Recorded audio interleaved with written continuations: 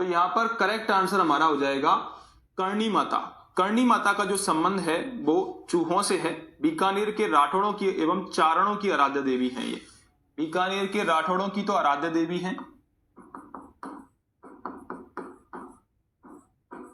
बीकानेर के राठौड़ों की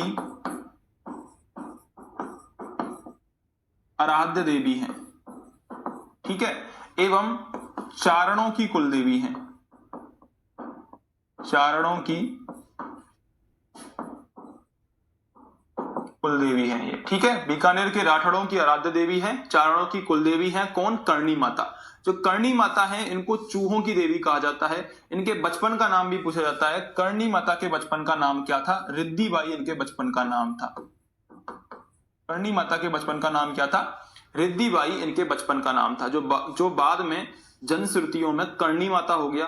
कर्णी माता को अनादि शक्ति करामात की देवी भी कहा जाता है। क्या कहा जाता है इनको? करामात की देवी भी कहा जाता है। चमत्कारों के कारण इन्हें करामात की देवी भी कहा जाता है कर्णी माता को, ठीक है। कर्णी माता के मंदिर में जो सफेद चूहे पाए जाते हैं उन्हें काबा कहते हैं। काबा अगर दिख जाता है किसी को तो शुभ माना जाता है। काबा शुभ माना जाता है। सुमन जी ने सही आंसर दिया है, कर्णी माता काबा शुभ माने जाते हैं। काबा के दर्शन गौरक्षा एवं सिद्धियों के कारण इन्हें देवत्व प्राप्त हुआ था। कर्णी माता के मंदिर में ही सावन भादो नामक 2 कढ़ाइयां रखी हुई हैं।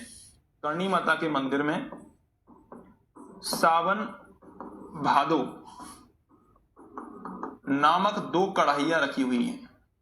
2 कढ़ाई रखी हुई है, ठीक है, इंपॉर्टेंट है ये। सावन भादो नामक 2 कढ़ाई यहां पर रखी हुई है। एक क्वेश्चन पूछा जाता है कि जोधपुर के जो दुर्ग है उसकी नींव किसने रखी थी? जोधपुर के दुर्ग की नींव किसने रखी थी? क्वेश्चन पूछा जाता है। तो जोधपुर के दुर्ग की नींव भी कर्णी माता ने रखी थी। जोधपुर के दुर्ग की नींव, जोधपुर के दुर्ग की नींव भी कर्णी माता ने रखी थी, ठीक है। कर्णी माता ने ही अपने मंदिर की नींव भी रखी थी। कर्णी माता ने अपने जीते जी ही मंदिर का निर्माण इनका चालू हो गया था, यह भी आपको याद रख के चलना है। कहां पर है इनका मंदिर कर्णी माता का? तो देशनोक बीकानेर में इनका मंदिर है। देशनोक बीकानेर में इनका प्रमुख मंदिर है, यह आपको याद रख के चलना है, ठीक है। अगले क्वेश्चन पर चलते हैं। जैसलमेर के भाटी राजपूत जिस देवी की पूजा नहीं करते हैं वह कौन सी है? जल्दी से आंसर बताइए क्या होगा। जैसलमेर के भाटी राजपूत किस लोक देवी की पूजा नहीं करते हैं?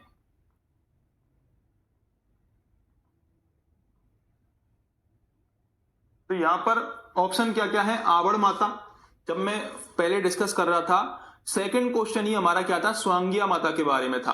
और मैंने स्वांगिया माता के बारे में क्या पढ़ाया था कि जो स्वांगिया माता है उनको सुग्गा माता कहते हैं। स्वांगिया माता का जो चिन्ह है सगुन चिड़िया, वो जैसलमेर के राज चिन्हों में आता है। स्वांग जैसलमेर का जो प्रतीक चिन्ह है वो भी स्वांगिया माता से ही संबंधित है। स्वांगिया माता आवड़ माता का ही अवतार मानी जाती है। तो जैसलमेर के भाटी राजपूत आवड़ माता की पूजा करते हैं, आवरी माता की पूजा करते हैं। ये जो आवड़ माता है ये हिंगलाज माता का अवतार मानी जाती है। हिंगलाज माता का अवतार मानी जाती है। यदि हम बात करें तो हिंगलाज माता का जो सबसे प्राचीन जो मंदिर है, शक्तिपीठ जो है, हमारे यहाँ पर वामन शक्तिपीठ माने गए हैं हिंदू संस्कृति में, जहां पर देवी के सती जो हुई थी उनके जब विष्णु जी ने सुदर्शन चक्र से उनके शरीर को हिस्सों में बांट दिया था तो वामन जगह पर गिरे और वामन शक्तिपीठों की स्थापना हुई। उनमें से एक शक्तिपीठ है हिंगलाज शक्तिपीठ, जो कि कहां पर है? वर्तमान में पाकिस्तान में है वो।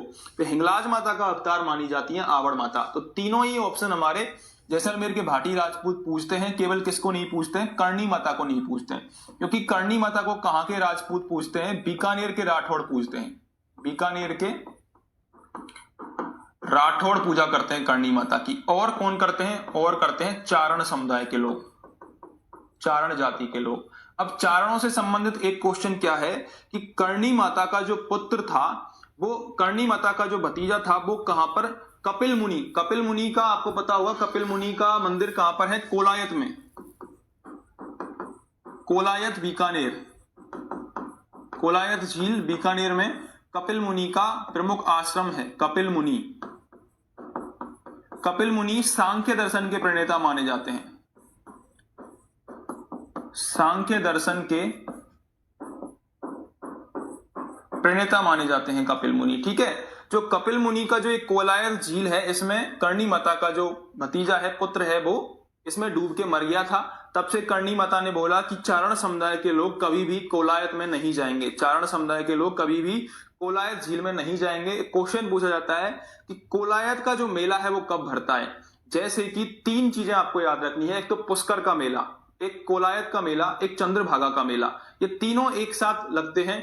चंद्रभागा का मेला झालरापाटन में, कोलायत का मेला बीकानेर में और पुष्कर मेला अजमेर में। कार्तिक पूर्णिमा के दिन ये होते हैं, कार्तिक पूर्णिमा के दिन ये मेले भरते हैं, कार्तिक पूर्णिमा के दिन ये मेले भरते हैं। इंपॉर्टेंट फैक्ट है, आपको याद रख के चलना है, एग्जाम में पूछा जाता है। ठीक है, तो मैंने बताया आपको कि चारण समुदाय के लोग कभी भी कोलायत नहीं जाते हैं, ये स्टोरी भी आप